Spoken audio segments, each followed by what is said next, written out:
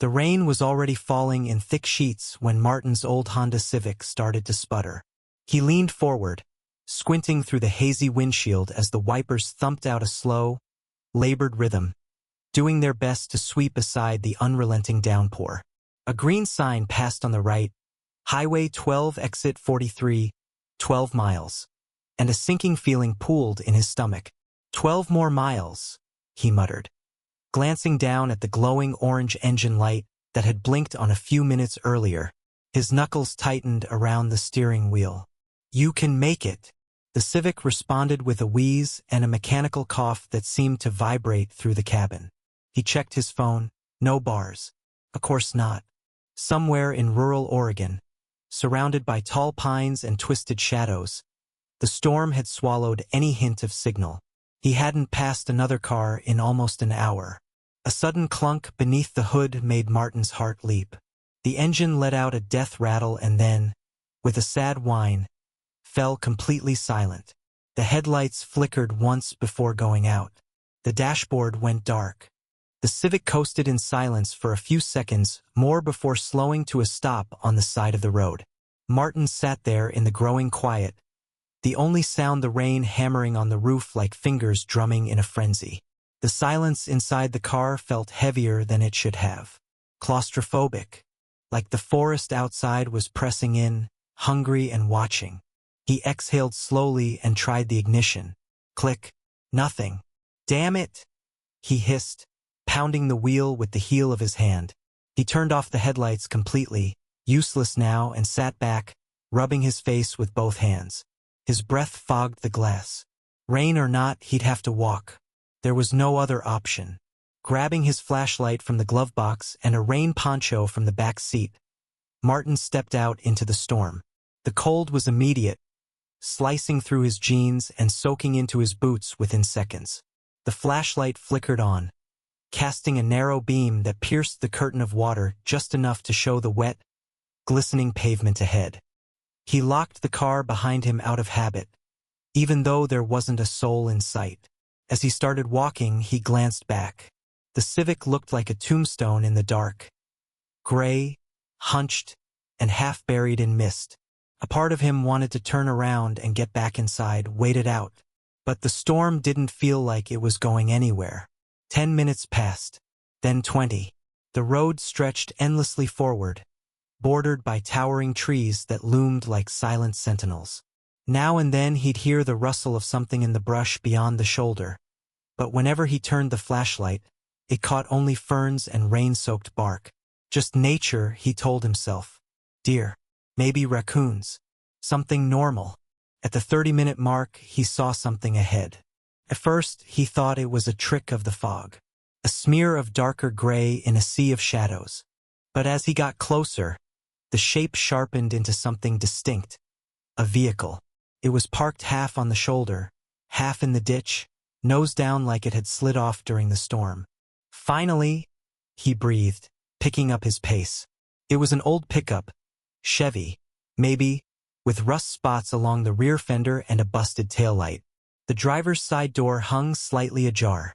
The cab was dark. Martin hesitated at the edge of the truck bed. Something about it felt wrong.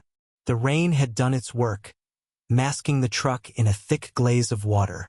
But through the curtain of storm, he could just make out something smeared on the driver's window.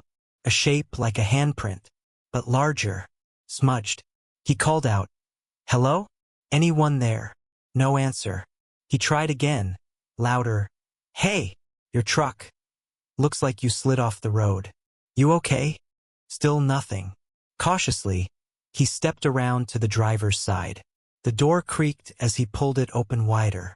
The interior was soaked. No sign of a driver. The keys still dangled from the ignition. That was when he saw the notebook. It was on the passenger seat, an old leather-bound thing with curling edges. Rain had splashed across the open pages, but the ink had held in places. Martin leaned in, trying not to soak the seat too much more, and read a few words. "It keeps following. In the woods. I hear it at night, scratching, whispering." He blinked, reading the lines again. The next page was worse. Jagged lines. Scribbles. The word, help, repeated over and over. Some letters blacked out like someone had pressed the pen too hard. A sudden shriek split the air. Martin whipped around, the flashlight beam flailing into the trees. Nothing but rain and shadows. The sound had come from the woods, just beyond the road. Hi. Piercing. Not quite human. He slammed the truck door shut and stepped back, breathing fast. His skin crawled beneath the raincoat. This wasn't just a breakdown. Something else was happening here. He moved fast now. No more checking abandoned vehicles. No more lingering. He needed to get to that exit sign, find help, get somewhere with a roof and working lights. The forest grew darker as he went. The rain fell harder. After another mile, he saw movement ahead. Not just shadows this time, something solid. A figure. Relief bloomed in his chest. Another person. Maybe help. He called out, waving the flashlight. Hey! Hey, over here! The figure didn't respond. It just stood there, maybe 30 yards ahead, on the other side of the road. In the ditch, Martin slowed. Hey! You okay? I've got a light. Still nothing. He moved closer, the beam illuminating more of the figure. It was tall, not wearing any kind of reflective clothing, just darkness, as if the body swallowed the light. The head tilted slightly as he approached, like it was listening. Martin raised the light to the figure's face and stopped. There was no face, just a blank, wet mass where a face should have been. Not bloody, not mutilated, just smooth, like a mannequin left out in the rain. The thing moved. It stepped forward, one long, unnatural limb at a time, sloshing silently through the ditch water. Martin staggered back, slipped, caught himself. His light shook wildly. When he looked up again, the thing was closer. 10 feet. No sound. Just the rain. He ran. His legs were stiff from the cold. His boots heavy with water, but fear propelled him.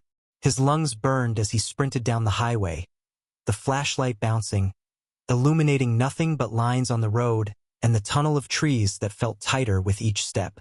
Behind him, he heard the thing following.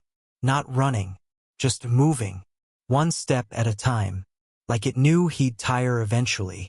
Martin didn't look back. When he saw the lights, it was like breaking the surface of water. Headlights, 2 of them cutting through the storm. Car was coming, fast. He flailed his arms, waved the flashlight. Stop! Please, stop! The vehicle skidded to a halt a few feet ahead, and the passenger window rolled down. A man leaned out, soaked in dim dashboard light. You okay? Martin didn't answer. He dove into the passenger seat and slammed the door shut behind him. The driver looked startled. Hey, whoa, what's going on? Go! Martin gasped. Just drive. Please. The driver didn't ask again. He nodded and hit the gas. As the car pulled away, Martin looked in the side mirror. The road behind them was empty, but he knew it was still out there, somewhere in the dark. Following. Waiting. The car broke through the last of the forest and onto the highway ramp for exit 43. Civilization lay ahead. Gas stations. Lights. People. Warmth. But Martin didn't feel safe. Not really. Because whatever had been out there in the woods hadn't just been a hallucination. He'd seen it. It had seen him. And he was sure, absolutely sure, it hadn't been the first time. The diner was old. One of those retro-style places with neon lights buzzing faintly above rain-streaked windows. A silver sign over the counter read Larkspur Junction, Family Grill, though the F had burnt out, leaving only Emily Grill glowing red above the register. Martin sat in a booth near the back, clutching a ceramic mug of lukewarm coffee with both hands. His coat hung from the back of the seat, dripping a small pool of water onto the linoleum floor. The driver who'd picked him up, Dennis, was talking with the waitress by the counter, explaining where he'd found Martin and what he'd said. Martin hadn't told him much. He didn't know what to say. When the waitress returned, her smile faltered slightly as she took in his pale face and trembling hands. You sure you don't want anything to eat, hon? She asked. Martin shook his head. Just, coffee's fine. Bathrooms down the hall if you need to warm up. He nodded vaguely, staring out the window.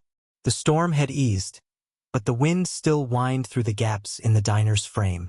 Outside, the lot was nearly empty. Just Dennis's truck, the waitress's car, and a sheriff's cruiser. Martin blinked. A sheriff? He turned as the door opened, a bell jangling overhead. A tall man in a greenish-tan uniform stepped in, brushing rain from his shoulders. He was older, late 50s maybe, with a thick mustache and a badge that gleamed in the flickering light. "Evening," the man said as he approached the counter. "Got a call about a stranded traveler?" Dennis pointed toward Martin. The sheriff's eyes followed the gesture. "You the fella walking Highway 12 in the storm?" Martin nodded. "My car broke down. You didn't try to use the call box?" "I didn't see one." His voice cracked slightly. "Didn't even have cell signal." "Where was the car?"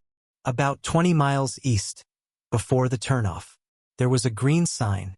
Exit 43 was still 12 miles ahead." The sheriff scratched his chin. "That stretch? Ain't any call boxes there. But there used to be one. Might have rusted out. Lot of trees down that way. Dangerous in a storm." "I saw another car, an old truck," Martin said. "Looked abandoned. It was in the ditch." The sheriff nodded slowly. "White Chevy." Martin stiffened. "Yeah. You didn't touch anything, did you?" "Just looked. There was a notebook inside. It had some weird stuff written in it." The sheriff's face darkened slightly. "We found that truck 2 nights ago. Belonged to a local man named Hank Devens. His wife reported him missing. Said he went up into the hills looking for their dog." Martin's coffee soured in his stomach. "There wasn't anyone in it," he said. "And that notebook, it looked recent." "It's been raining nonstop for days," the sheriff said. "Could have preserved it some. Or—" He didn't finish the sentence. Martin sat back, suddenly aware of how cold he still was. The fluorescent lights buzzed softly overhead, and somewhere, a freezer clicked on in the kitchen. "There was someone," he said. "Or something." The sheriff raised an eyebrow. "Something?" Martin told him everything. The blank-faced figure, the chase, the sound in the woods, the notebook, the sensation of being watched even now, like invisible eyes still clung to his back. When he finished, the sheriff didn't laugh, didn't even smirk. Instead, he asked, "Did it say anything? Speak?" "No, just moved, like it knew me, like it was waiting." The sheriff tapped his fingers on the table thoughtfully. "There've been stories, old ones, about that stretch of road. Lot of people break down there. Not all of them make it out." "What kind of stories?" "Used to be a rest stop out there in the 80s. Burned down. Nobody talks about why, but there was an incident. 5 people went missing in 1 week. One of the gas station clerks was found wandering naked in the woods. Didn't remember a thing." Martin stared. "And no one investigated?" "Oh, they did. But what they found didn't make sense. One of the troopers who went out there quit 2 days later. Said he heard voices coming from the trees, things whispering his name. The waitress cleared her throat nearby, trying not to eavesdrop. But she was listening. Everyone in the diner was." Martin's hands gripped the mug tighter. "What the hell did I see out there?" The sheriff looked tired. "We call it the Hollow Man." He didn't say it dramatically. He didn't lower his voice for effect. It was almost casual, the way someone might say, "We call it a heat wave," or "We call it the flu." "Legend says he was a logger back in the 1800s, the sheriff continued. "Worked that stretch of forest, Hollow Creek Ridge. One day he just disappeared. They found his clothes hanging from a tree, soaked in blood, but no body. Since then, people say he wanders the highway when the weather turns bad. They say he takes the face of the last person who looked at him." Martin felt the room shrink around him. "He didn't have a face." "Maybe not yet," the sheriff replied softly. That night, Martin stayed at the Larkspur Motel. The room was modest, 1 bed, a buzzing wall heater, a single grimy window, but it was dry and the door locked. He bolted it. Twice. The TV only got 3 channels, and none of them came in clearly. Static hissed between flickering sitcoms and old movies. He left it on anyway, for the noise. The quiet made his thoughts crawl. He dreamed of trees, of dark shapes moving through them, of a blank face leaning down over him as he lay paralyzed in bed, unable to scream. At 3:17 a.m., he woke up gasping. The room was cold. His skin felt clammy. Then he saw it. There were wet footprints on the carpet. They started at the window and ended at the foot of the bed. Martin didn't move. He stared at them. 6 or 7 faint impressions in the pale carpet, water-darkened ovals with faint toe shapes. They weren't boot prints.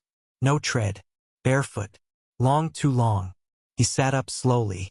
The footprints weren't there before. He would have seen them. He followed their path with his eyes. The window was closed, but the curtain was fluttering. His heart pounded as he slipped out of bed. He crossed the room, every step slow and deliberate. When he reached the window, he yanked the curtain aside. Nothing. No one outside. Just the wind and the weak glow of the motel sign reflecting off puddles. He locked the window anyway, but the footprints remained. In the morning, they were gone. The carpet was dry. Martin didn't wait to check out. He packed his things in 5 minutes, left a note on the pillow that read, "Sorry," and got a ride back to his car with the sheriff. The Civic was right where he'd left it. Only it started up immediately this time. No sputter. No warning lights. Like nothing had ever gone wrong. The notebook was gone from the truck. So was the truck itself. That was 6 days ago. Martin has tried to go back to normal. Work. Groceries. Coffee in the morning. Small talk. But every night, at exactly 3:17 a.m., he wakes up and finds the curtain moving. The 7th night, Martin didn't go to bed. He brewed coffee at midnight, sat in the corner of his studio apartment with every light on, and stared at the curtains. His couch had been turned to face the window directly. His phone sat at the edge of the coffee table, camera app open. He had placed 2 motion sensors, cheap ones from the hardware store, at the windowsill and balcony door. His laptop recorded continuously, focused on the foot of his bed. He was done pretending.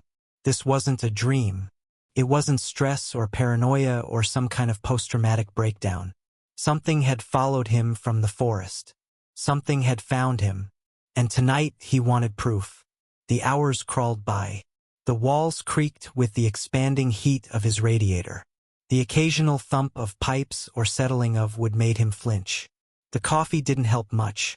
His eyes burned from fatigue, but his nerves were taut like piano wire. 2:59 a.m. His hands started to shake. He stood and crossed the room, checked the locks again. Front door, balcony latch, the window bolt. All sealed. 3:12. The building was quiet. Even the traffic outside had stopped. No headlights through the blinds. No distant hum of city life. 3:16. He clicked record on his phone manually. Took a slow breath. Then the temperature dropped. Not gradually, suddenly. The kind of cold that feels alive, like it's breathing against your skin. His breath fogged instantly in the living room. Frost formed along the lower edges of the window, crystallizing in crooked, spidery lines. 3:17. The motion sensor pinged. A soft beep, barely audible, but loud in the silence. Martin snapped the flashlight on and pointed it at the window. The curtain was moving. No wind. No draft. It wasn't swaying gently, it was lifting, pulling inward like someone was behind it. Martin's mouth went dry. He stepped forward, flashlight beam dancing. "Who's there?" he demanded, voice shaking. No answer. He yanked the curtain back. Nothing. The window was sealed, frost-coated. But something was wrong. His flashlight glared off the glass wrong. Like it wasn't reflecting properly. Like the window wasn't there. He touched it. His fingers passed through. The glass had vanished. A cold wind blew into the room. Martin staggered back, flashlight trembling in his grip. From the darkness beyond the window frame, something stepped forward. No sound, just a shape, tall, wrong. Limbs that didn't bend the way they should. Fingers that reached too far. A blank face that shimmered in and out of visibility, as though reality couldn't decide if it should be there. Martin turned and ran. He didn't grab anything, didn't think, just sprinted for the front door, threw the deadbolt, and yanked it open. Only there was no hallway, just trees, thick pines, rain-slick leaves, a narrow dirt path stretching into blackness. He slammed the door shut, turned back, and found himself in the woods anyway. The apartment was gone. The door behind him had vanished, replaced by bark and bramble. His bare feet sank into wet moss. The flashlight dimmed. He turned in circles. The forest pressed close, tighter than it had on the highway. The air smelled of earth and old decay, like something buried deep beneath had stirred. From behind one of the trees, the hollow man stepped out. No footsteps, no noise, just appeared. Martin screamed and ran. Branches clawed at his arms. Roots snagged his legs. The light flickered, then died entirely. He stumbled blindly through the underbrush, lungs burning, heart thundering. The thing didn't chase him. Not exactly. But every time he looked back, it was there. Closer. Never moving fast. Just watching. Waiting. A clearing appeared ahead, lit by a sickly, sourceless glow. In the center stood a doorframe. Just a frame. No walls. No hinges. No knob. It was made of weathered wood, carved with symbols. Trees, spirals, screaming mouths. Hanging from the top was a strip of faded cloth, stained dark red. And within the frame was his apartment. He could see the living room, his couch, his cold cup of coffee, his bag on the table. Martin lunged forward. The hollow man made no move to stop him, just tilted its faceless head as he dove through the doorframe. Light flared, then darkness. When Martin opened his eyes, he was on the floor of his apartment. The lights were still on. The coffee was cold. The motion sensors sat silent. His phone blinked, recording stopped. The window was shut. Outside, the world looked normal. It was 3:21 a.m. He got up on unsteady legs and walked to the bathroom, turned on the light, stared into the mirror, and screamed. It wasn't his face. It was his mouth, his eyes, his nose, but subtly wrong. His jaw looked slightly longer. The skin beneath his eyes too smooth, too flat. The whites of his eyes were glassy, artificial. He reached up, pressed a hand to his cheek, and the skin moved too easily, like plastic. He pulled. The skin peeled away. Not blood beneath, just more smooth surface. No pores, no veins, no texture. Like a mannequin, like the hollow man. Martin backed away in horror. He wasn't entirely himself anymore. The sheriff never heard from Martin again. He called the motel, the diner, even tracked down the number on the mechanic's receipt Martin had left behind. No answer. 3 days later, the Civic was found abandoned outside Portland. Keys still inside. No sign of struggle. In the front seat, someone had left a notebook. The last page simply read, "Now I wear your face. Now I wear your name. Now I find the next one." The sheriff burned the notebook. But sometimes, late at night, when Highway 12 disappears into mist and silence, he swears he sees a figure walking along the shoulder, wearing Martin's face, but moving like it doesn't belong to him. Riley never liked taking back roads, but after the accident on the interstate rerouted traffic, her phone's GPS insisted it was the only viable option. With the main route closed and night falling, she found herself winding through unfamiliar rural highways flanked by endless cornfields and empty barns. Her Corolla hummed steadily along County Road 48, its headlights slicing through the thickening darkness. The dashboard clock blinked 9:42 p.m., and her gas tank hovered just below a quarter. "Okay," she murmured to herself. "Find a gas station. Find a town. Find anything." But the world outside was stubbornly empty. No signs. No lights. Just field after field. occasionally broken by a crooked mailbox or a rusted barbed wire fence. Her phone screen showed a single thin line on a blank gray map, the signal spinning, trying and failing to load more detail. The Corolla's engine gave a sudden lurch. Riley stiffened. The steering wheel jerked slightly in her hands as the whole car bucked forward and then settled again. She eased off the gas. The dashboard blinked. Once, twice, and then the check engine light flared red. No. Come on, don't. The engine sputtered again. She coasted to the side of the road, pulled over onto a patch of dirt beside a cornfield that stretched into black infinity, and shut off the ignition. Her heart pounded as she turned the key again. Click. Nothing. The engine was dead. Are you kidding me? She tried again. Just a click. Then silence. Riley sat back, sighing heavily. Outside, the wind rattled the cornstalks in a dry whisper that never seemed to stop. She grabbed her phone and tried to load a map. No signal. The battery icon blinked red. Of course. She looked around. The road was dead quiet in both directions. No headlights, no houses, no towns. The only thing near was the sea of corn, stretching out on either side of the road like a living wall. Then she saw it.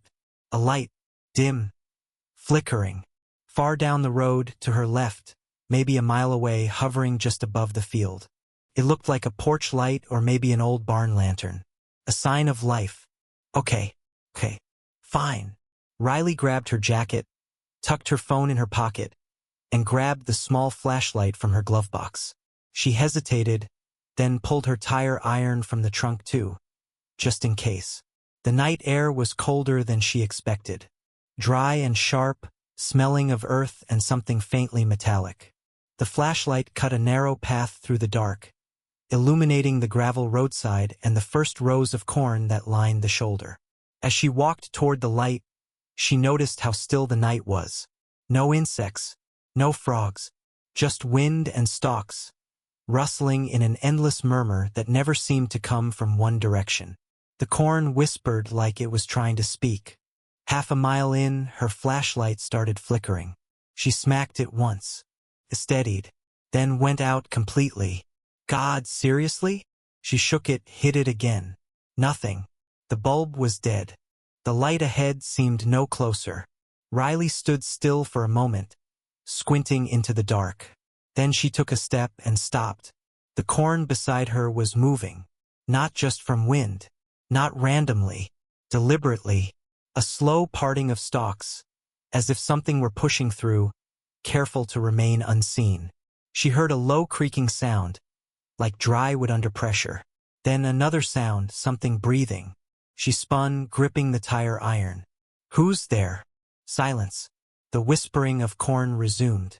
She turned back toward the light, only to find it was gone. Where it had hovered was now just blackness. Panic flared in her chest. She started walking faster, then jogging. Her foot hit a dip in the road, and she stumbled. Gravel tore into her palm as she hit the ground. Her flashlight bounced and rolled into the ditch.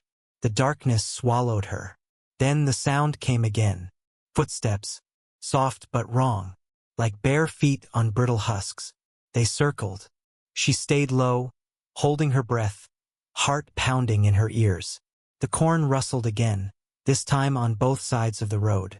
She scrambled to her feet and ran, blind, directionless, just moving forward, praying for a house or a streetlight or anything. Then, somehow, the road disappeared. The shoulder turned to dirt, then to mud. Her shoes sank. She turned around. The road was gone. She was in the cornfield, deep inside it. The stalks were taller now, nearly twice her height, pressed tight together. No sky, just shadow. She screamed. No answer. Her voice vanished into the rows. She ran again, crashing through the corn, ignoring the cuts on her arms and face. The stalks whipped against her, catching her hair, pulling like fingers, then clearing. She stumbled into a small circle of flattened stalks. Silent, empty. Her breath caught. In the center of the clearing stood a scarecrow. At least she thought it was a scarecrow. It had no pole, no hay, Just old clothes stretched tight over a shape that looked far too human. A burlap sack covered the head. 2 black buttons had been sewn where the eyes should be. A red stitch mouth curled wide and sharp across the face. Then it moved. Its head tilted. The button eyes locked on her. The stitch mouth smiled wider. Riley screamed and turned, and something grabbed her ankle. She went down hard, head cracking against dirt. The world spun. In the blur of pain, she saw shapes moving through the corn. Dozens of them. Thin limbs. Swaying heads. All made of burlap and buttons and smiles that weren't sewn but real. They surrounded her. One leaned close. She could smell the mold, the rot, the stale breath of something that should never breathe. Then a voice whispered in her ear. "Now you're part of the harvest." Riley didn't remember passing out. One moment the scarecrow things were closing in. The next she awoke in darkness, lying on a hard surface that was not dirt. Concrete. Cold and damp. She blinked into blackness. No light. Her arms ached, and when she tried to move them, she realized they were bound. Something coarse and scratchy wrapped tight around her wrists and ankles. Burlap. Her breath caught in her throat as she registered the smell. Old grain, mildew, and something that smelled disturbingly like decaying meat. A dripping sound echoed in the silence. Slow, steady. Water or blood? She was in a room. Underground, maybe. A cellar. She struggled against the restraints, but the more she moved, the tighter the coarse fibers dug into her skin. Her eyes adjusted slowly. Dim outlines appeared. Wooden beams, rusted tools hanging from hooks, and to her left movement. A flickering candle came to life, revealing a tall figure in the corner. The flame illuminated a hollow face beneath a stitched burlap mask. This one didn't wear ragged clothes. It wore a robe, black and ceremonial, embroidered with symbols she didn't recognize. Spirals, broken eyes, crescent blades. It approached slowly. Riley trembled. "What is this? Who are you?" The figure tilted its head but said nothing. Instead, it bent down and traced a finger across the concrete floor in front of her. A trail of powder, crushed cornmeal, Riley realized, was poured in a careful circle around her body. The figure stepped back, then spoke in a low rasp, muffled beneath the burlap. "She is ripe." Another voice answered from the shadows. "She is strong." More candles flickered to life. Riley could now see she wasn't alone. For others emerged from the dark, robed, masked, each with different emblems sewn into their hoods. They circled her like carrion birds.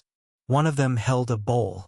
From it, they began to smear something onto her arms and face. Cold and thick. It smelled sweet at first, like molasses, but turned sour as it dried. Her skin itched, then burned. She enters the field. She joins the soil. She walks between rows. The voices layered, one atop the other, until Riley screamed. "Stop!" They didn't. They chanted louder, faster. The symbols on the walls seemed to shimmer, the candlelight pulsing in rhythm with the words. Then all at once silence. A door behind her opened with a creak. Something entered. She couldn't see it, only felt it. Heavy steps, wet breath, a presence that made the air go still and thick like syrup. The figures bowed their heads. One whispered, "Father." Riley turned her head toward the sound and saw only a shadow fill the doorway. It was tall, twice the height of the others, and wrong. Its limbs bent in too many places. Its silhouette shifted even as she stared, as if the eye couldn't decide what it was seeing. A hand extended. Not a hand. A stalk, tapered at the end, lined with rows of tiny seeds. It reached for her. Riley thrashed, pulling against the restraints with everything she had. The burlap cut into her wrists, warm blood trickling down her arms. She twisted her body just as the stalk hand brushed her face. Everything went black. She woke to the sun. Warm, blinding, so wrong it made her stomach churn. She was lying in the middle of a cornfield. Her clothes were stained and torn, skin raw where the ropes had bound her. Her head throbbed, and her mouth was filled with the taste of soil. The Corolla was there, parked on the roadside, pristine, untouched, like nothing had ever gone wrong. She stood on shaking legs and stumbled toward it. The keys were still in the ignition. Her phone sat in the cup holder, fully charged, no missed calls. Her hands shook as she turned the engine over. It started. Just like that. The road stretched ahead, peaceful and golden in the early morning light. Riley didn't look back. The town she eventually found, Wainsley, was small. Too small. No police station, no hospital. Just a general store and a diner. She parked out front and stumbled inside, drawing stares from the few patrons. The waitress approached cautiously. "You okay, hon?" Riley opened her mouth. No words came out. She just shook her head. The waitress handed her water and called someone. Within 10 minutes, a man showed up, a local doctor. He looked her over in the back room and said she was dehydrated, stressed. Asked if she'd been assaulted. Riley couldn't answer. She didn't know what to say. The next day she left town. Drove straight through 3 states. Didn't stop. Didn't sleep. A week passed. Then the dreams began. Cornfields. Figures with burlap faces. A voice whispering from beneath the earth, deep and slow and patient. The harvest is not done. She woke each time with soil on her sheets. Her apartment filled with strange sounds at night. Rustling, like dry leaves dragged along the carpet. Her pantry filled with cornmeal, though she hadn't bought any. She found a stalk growing behind her toilet. She pulled it out. The next morning there were 3 more. She called exterminators. Nothing helped. She moved. New city, new job, new life. For a while it worked, until she received a package. No return address. Inside was a burlap sack neatly folded, and a note that read, "It's time to return. You are part of the field now." She burned the sack. That night, she found buttons where her eyes should have been, in her reflection. Just for a second. Then they were gone. Somewhere, far from any road, deep inside a cornfield that doesn't show up on maps, a new scarecrow stands. It wears Riley's jacket. And if you look closely, the stitched mouth isn't thread. It's real. And it smiles wider every fall. The camera footage didn't make sense. Agent Melanie Roth had watched the clip at least 30 times. Each time, her mind searched for some logical explanation. Editing, glitch, prank. But she kept coming back to the same realization. What she was seeing wasn't possible. The timestamp read 3:03 a.m., exactly 12 hours before the girl disappeared. The footage came from the parking lot camera outside the Wainsley diner, where Riley Tremblay had stumbled in, covered in cuts and mud, incoherent and shaking. She was captured exiting the diner after being examined by the town's physician. She looked disoriented, yes, but lucid. She got into her car, sat for a long time, then drove off. That wasn't the part that bothered Melanie. It was what the diner's back camera showed 5 minutes later. Riley again, walking through the alley behind the building. Except, different. She moved too smoothly. Her legs didn't bend right. Her head swiveled without shifting her shoulders. Her hair, still matted with dried soil, flowed unnaturally in the windless air. And when she passed beneath the security light, her face flickered, like static on an analog screen. One frame it was Riley. The next, button eyes, stitched grin. Black, papery skin stretched too tight across her skull. Then gone. Melanie turned off the footage and sat back in her chair, rubbing her temples. She'd been dispatched by a federal rural investigations task force after several small towns along County Road 48 had filed missing persons reports. All nearly identical. Tourists, dead engines, disoriented return, untraceable disappearances. And then there were the scarecrows. Every town she'd passed through had a cornfield with one standing tall near the edge of the road. They were newer now, cleaner, dressed like the missing. One even wore a dark green parka, just like Riley's DMV photo. And they were spreading. Riley didn't know how long she'd been part of the field. Time blurred here, between stalks and shadows, sunrises that never fully came, nights that lasted longer than clocks allowed. She wandered the rows endlessly, not alone, but not surrounded either. The others moved too. The old, the new. Some still remembered their names. Most didn't. Her limbs no longer hurt. She didn't feel hunger or thirst. She didn't sleep, only walked, always toward the center of the field, even though it never seemed to arrive. Sometimes she'd hear the voice again, deep, pulsing through the soil beneath her feet. More. Grow. Become. Other times, she was back in her car, dreaming she'd escaped. The keys turned. The road rolled out ahead. Trees passed by. She laughed. She screamed. She cried. Then she'd blink and be back in the field. The worst part wasn't the endless rows, or the smell of rot and sweet decay. It wasn't even the fact that her hands now felt like straw or that she could see through her own stitches. It was the laughter. Not hers. Not human. The others laughed. Every night. When the moon turned black and the roots writhed beneath their feet. It started as whispers, then chuckles, then hoarse, choking laughter that spread from row to row like wildfire. That was when new ones came, through the soil, birthed like seedlings. Melanie Roth stood at the edge of a field just outside Harrison County. The local sheriff had called her in after discovering a scarecrow hanging from a crossbeam. But this one was different. It wasn't made of hay. It was a body, real, taxidermied with corn silk and resin. The skin stretched, the face sewn into a smile, the eyes replaced with black buttons. An envelope had been pinned to its chest. Inside was a note. You didn't stop her in time. You thought she was saved. She was just the first seed. Melanie closed her eyes and felt the wind shift. The corn behind her rustled. She turned. First there was nothing, just green. Then a figure emerged. A woman, Riley, wearing a stitched grin and dragging a burlap sack behind her. She opened her mouth. The corn did too. And Melanie screamed. The scarecrows stand taller now. Not just in Wainsley. Not just along County Road 48.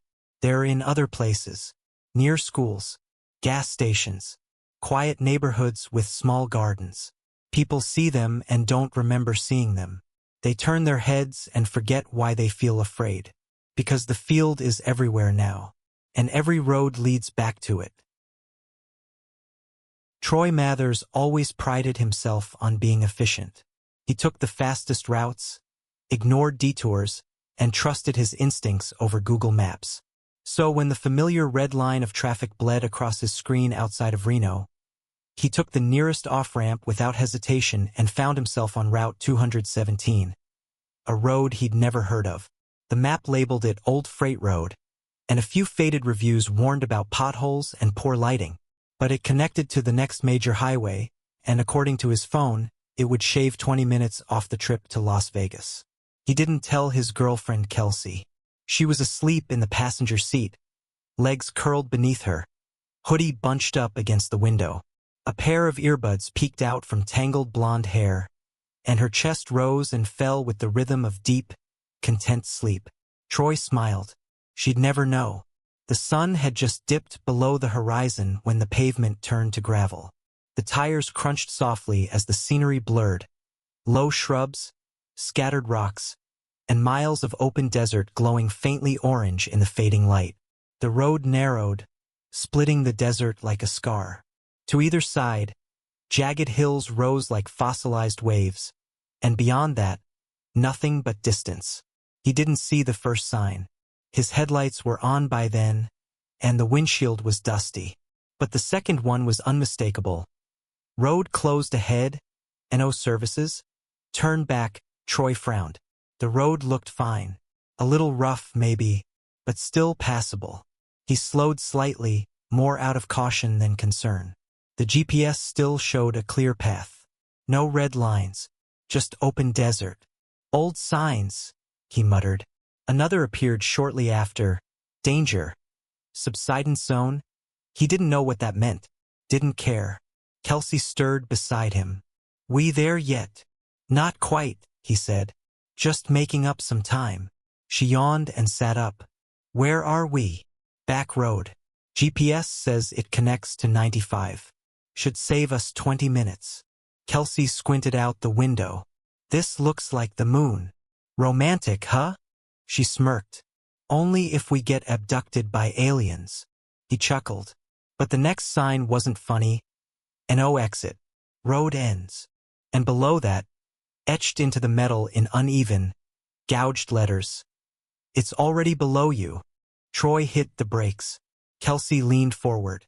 What the hell? The road stretched ahead, still clear. No barricades. No fences. Just gravel fading into dusk. Probably kids, he said, messing around with the signs. Kelsey didn't look convinced. I've got no signal. He checked his phone. No bars. The map was frozen. Well, he said, forcing a grin. We're already halfway down this road. Might as well keep going. Worst case, we backtrack. The road narrowed further. They passed a burnt-out truck cab on the left shoulder. Long abandoned, its frame rusted and picked clean. Graffiti covered the door. A crude drawing of a mouth with too many teeth, and below it, the word beneath painted in red. Kelsey went quiet. Troy kept driving, gripping the wheel tighter. Then the engine sputtered. Just once. Then again. The dashboard lights flickered. Troy! I got it. Probably dust in the filter. The engine let out a sharp clunk and died. Silence. The desert swallowed them. Troy tried the ignition. Click, click, nothing. Kelsey pulled her hoodie tighter. This isn't funny. I know.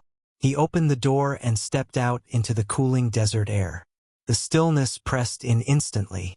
No wind. No insects. Just dead silence. He popped the hood and stared blankly at the engine. It looked fine. Too fine. No dust. No oil leak. Not even hot.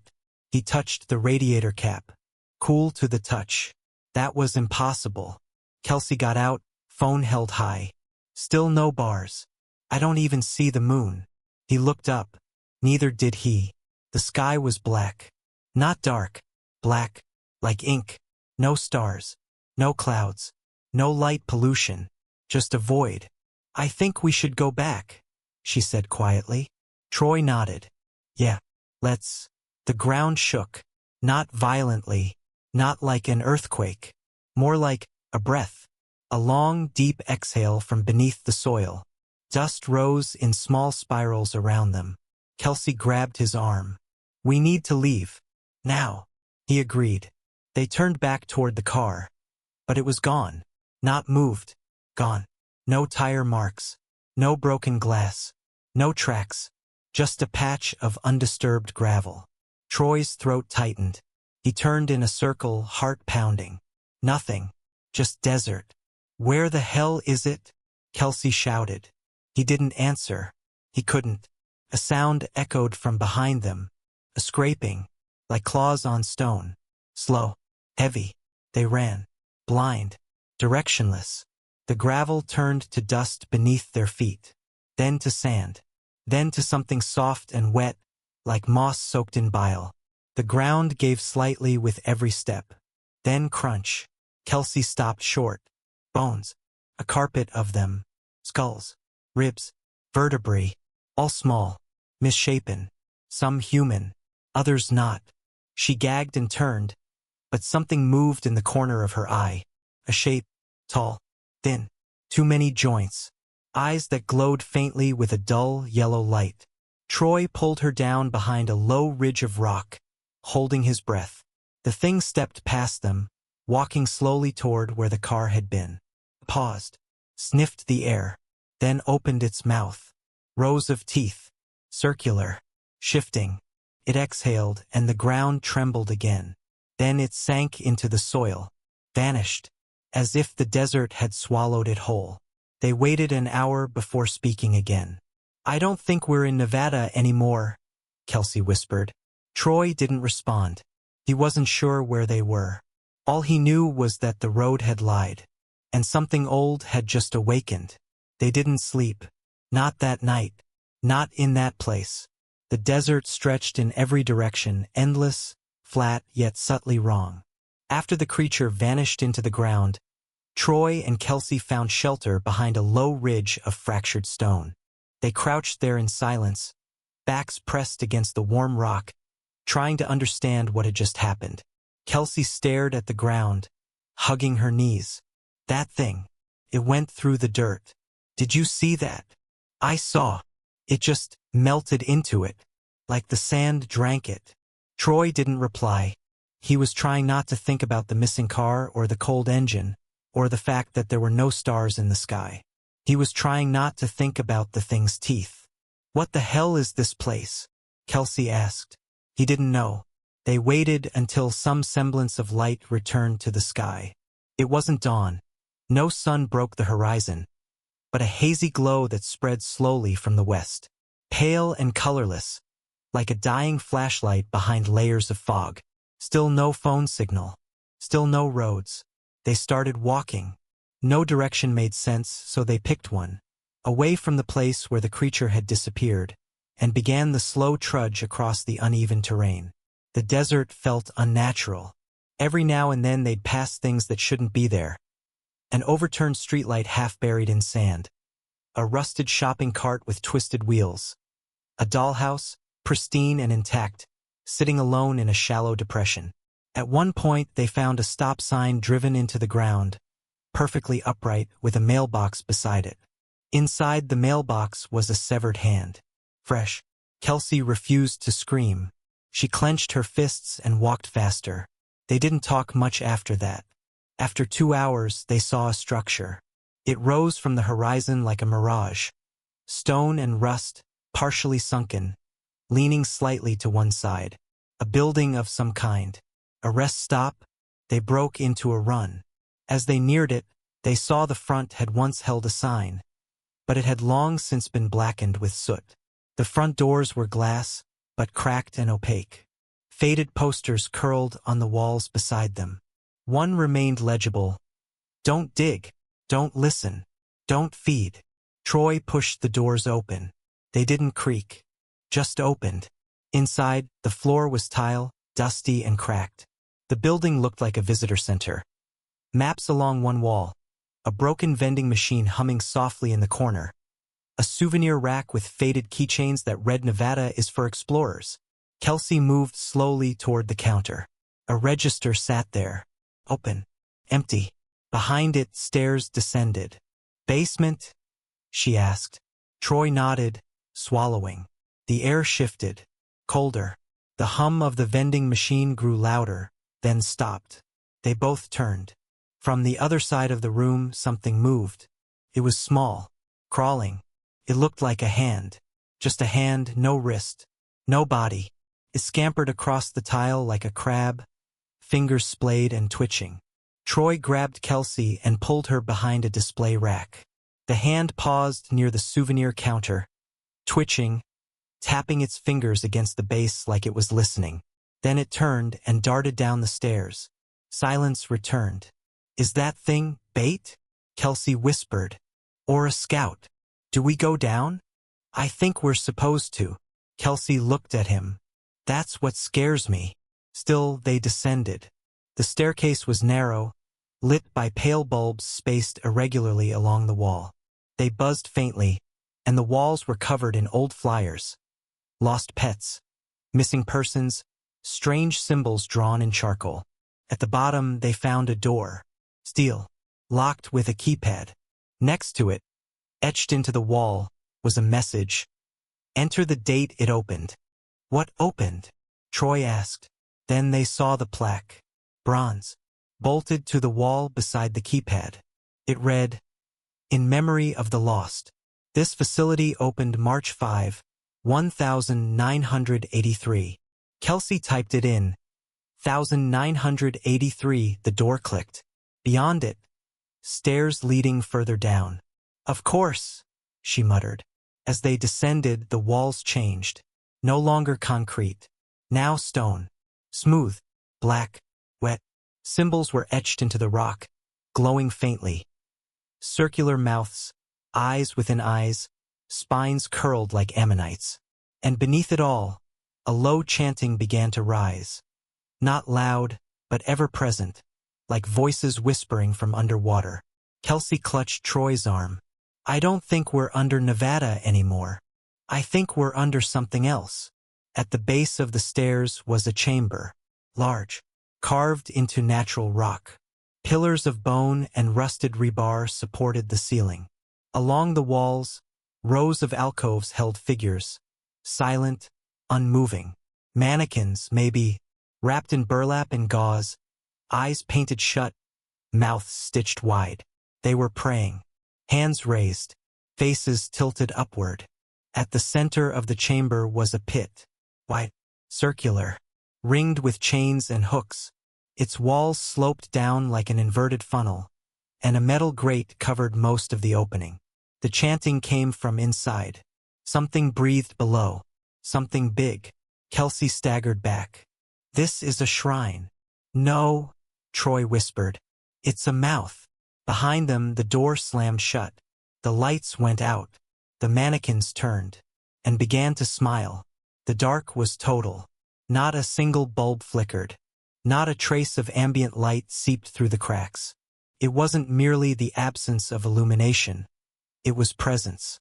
A living dark, thick and absolute, that clung to their skin and poured into their mouths with every breath. It was a dark that watched. Troy gripped Kelsey's wrist and tried not to move. He could hear them now.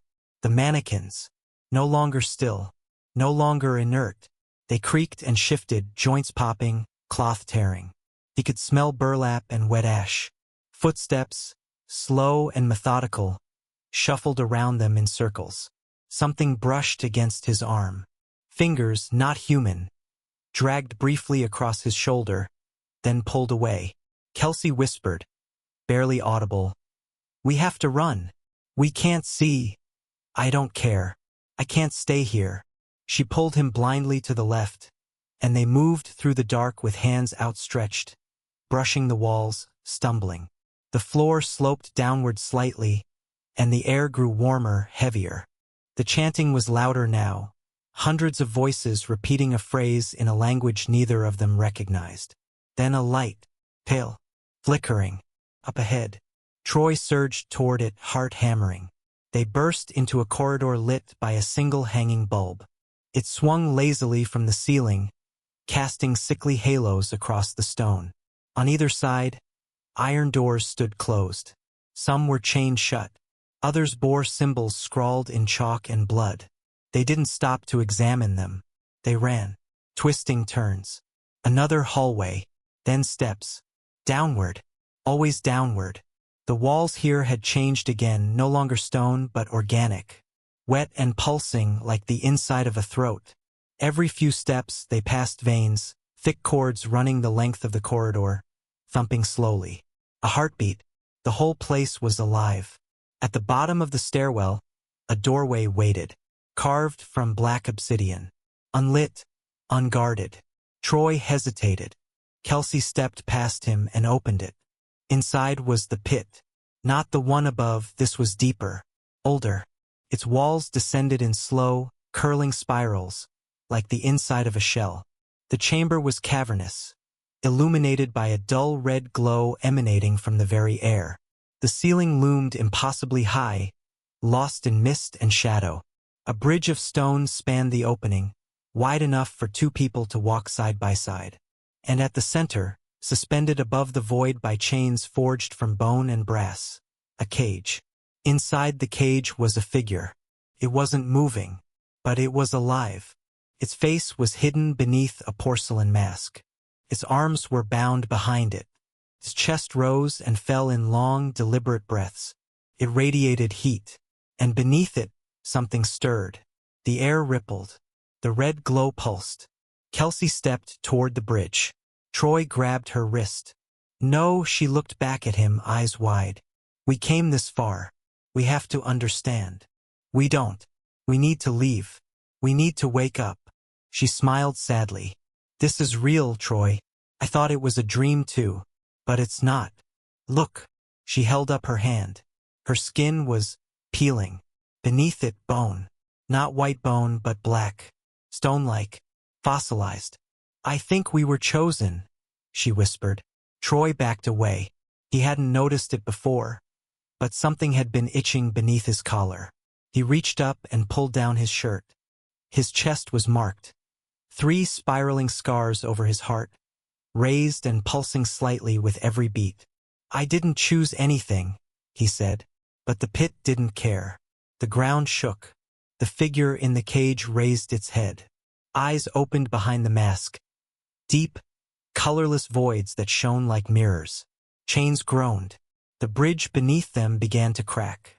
"Go!" Troy shouted. Kelsey didn't move. The mask turned toward him. Stared. A voice echoed across the chamber. Not from the figure's mouth, but from everywhere. "You have gazed upon the hollow core." The bridge exploded. Troy fell. Darkness swallowed him. He awoke in the desert. Alone. Flat on his back. Staring up at a pale dawn sky. No sun. Just dull gray clouds rolling lazily overhead. The road was there. Route 217. His car idled beside him, door open, radio playing static. He sat up, head pounding. "Kelsey?" he called out. No response. He searched the car, the surrounding brush, walked half a mile in each direction. Nothing. But something had followed him. He felt it in his bones, in his breath, the way the road bent around his steps, subtly warping like he was no longer fully attached to the earth. He drove. Back to the highway. Back to what was left of reality. In Las Vegas, Troy tried to explain. To friends. To cops. To search and rescue. But there was no Route 217 on any map. No GPS record. No traffic cam footage. His car's odometer had frozen. He'd been missing for 12 minutes. He checked his chest in the mirror that night. The scars were still there. They glowed softly beneath the skin. Weeks passed. He started seeing things. Not all the time. Just in reflective surfaces. Mirrors. Puddles. Sunglasses. A face wearing a porcelain mask, always watching from behind his own reflection. Waiting. Sometimes he heard the chanting again. Late at night, just before sleep. He moved apartments. Changed jobs. It didn't help. Because every now and then, the world breathed. The ground trembled. And something answered. Troy tried to convince himself it was trauma. Stress. A psychological aftermath of being lost in the desert. Rational minds said that such experiences could shatter memory, distort time, invent monsters. He repeated this explanation like a prayer. But the world wasn't cooperating. His reflection still glitched. The mirror above his bathroom sink showed him brushing his teeth out of sync. Half a second behind, moving with mechanical delay. Sometimes, for just a blink, his reflection would smile when he wasn't. He stopped looking into mirrors. He also stopped sleeping through the night. Each time he closed his eyes, the chanting returned, low, sibilant voices echoing from cavernous depths.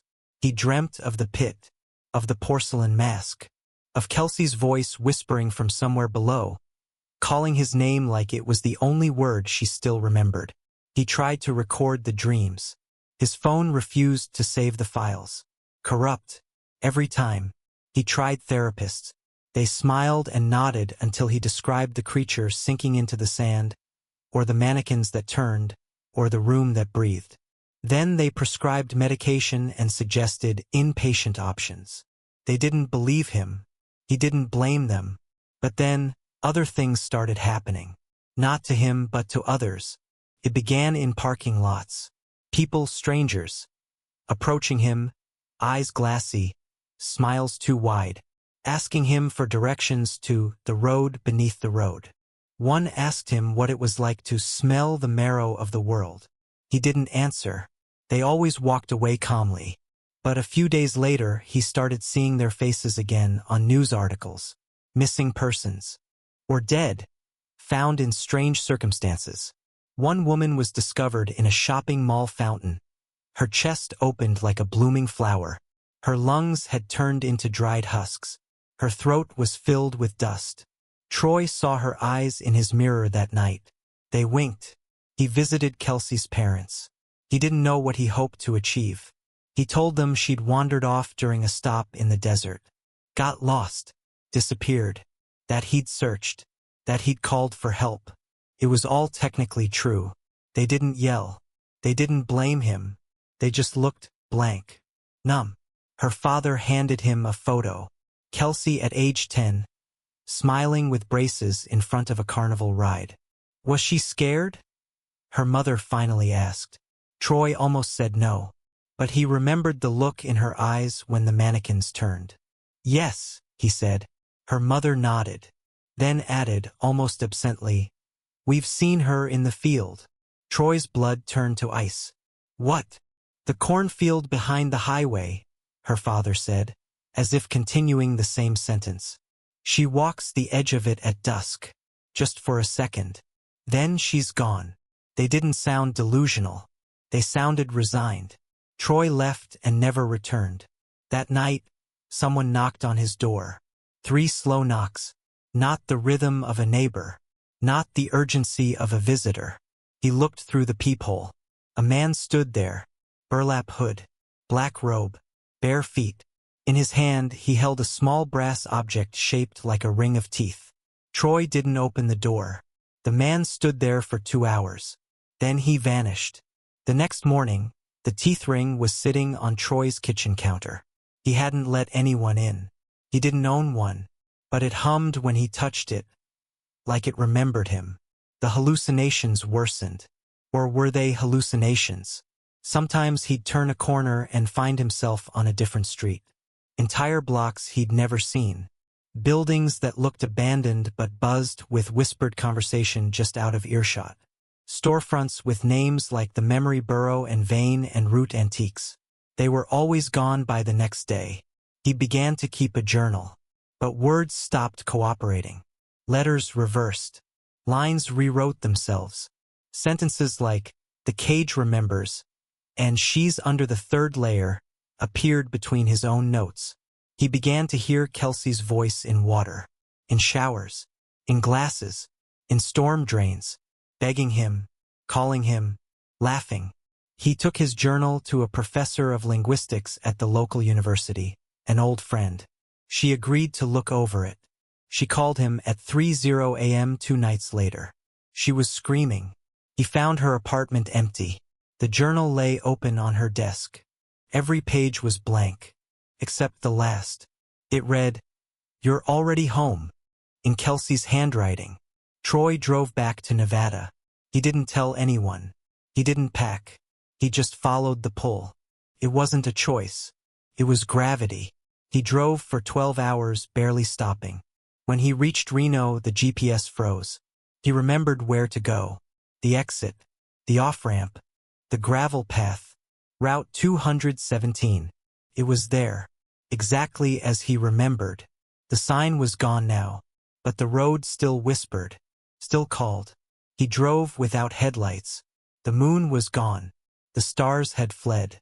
The road became flesh again beneath his tires. Pulsing. Alive. He parked where the car had once vanished. Stepped out. Walked. Didn't stop. Eventually, the sand gave way. And he fell. He didn't fall far. Or maybe he fell forever. The moment Troy stepped into the hollow, space bent around him. Not violently but subtly, silently, as if the world he knew had unzipped behind his back and let something else seep in. He landed in darkness, but it wasn't cold. It wasn't warm either. It simply was a perfect, oppressive stillness that had no beginning and no direction. There was no floor. There was no sky, only presence. And beneath it all a rhythm. Not his heartbeat. Not breath. Hers. He knew it was her. Kelsey. He saw her at first as a memory. Distant and flickering like old film. Walking through the hallway of their old apartment, barefoot, singing to herself. But then she turned, and her eyes were black. Not evil, just empty. Her mouth opened slowly, and no sound came out. Then came the chanting. All around him now, thousands of voices. Not angry, not demanding, just devoted. He turned and saw the chamber. It had changed since his last visit. It was wider now and taller. The spirals had deepened into tunnels that stretched endlessly down. Every wall was covered in carvings. Spines, mouths, eyes. So many eyes. Some were blinking, watching. The figure in the cage had gone. In its place, an altar.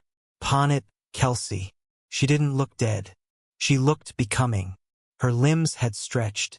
Her skin had grown pale and translucent, revealing coiling veins that pulsed with a soft gold glow. Symbols swirled across her forehead like ink in water. Her mouth hung slightly open. Troy stepped forward. "Stop," a voice said beside him. He turned. The porcelain-masked figure stood again. But now it was himself. His own face. His own voice. "You brought the seed," the copy said. Troy shook his head. "What are you?" "I'm the part of you that listened. You were marked the moment you saw beneath. I want to take her back." The other Troy laughed softly. "You think there's a back?" He pointed toward the pit. She went forward. She grew. The altar rippled. Kelsey's body bent backward, unnaturally, and from her chest bloomed a new structure. A tree. But it wasn't wood. It was made of bone and wire and whispers. Its branches reached up into the mist above, then curved back down like claws. From its fruit dropped figures. People. Troy recognized them. The woman from the fountain. The man who'd stood at his door. His old professor. Each one fell to the ground and crawled into tunnels, dragging themselves back to the world above. Seeding the next places. Spreading. "You're part of this now," the mask said. "No," Troy whispered. "I didn't ask for this." "You answered." Troy ran. Not back, there was no back. He ran toward the altar, toward Kelsey, as the chanting grew deafening. His hands stretched forward and passed through her, through the altar, through the tree, and he saw, not with eyes, but with understanding.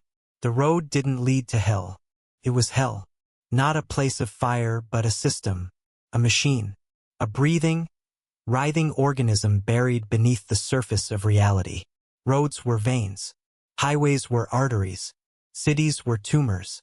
And travelers were the blood that carried seeds of it from one place to another. The engine hadn't failed. It had swallowed him, fed him to the system. He had never left. Not really. Back on Route 217, a car slows. A man inside checks his GPS. It lags, then reroutes. A voice whispers, "Faster route available."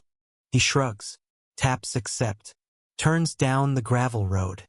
Ahead, a shape waits in the sand.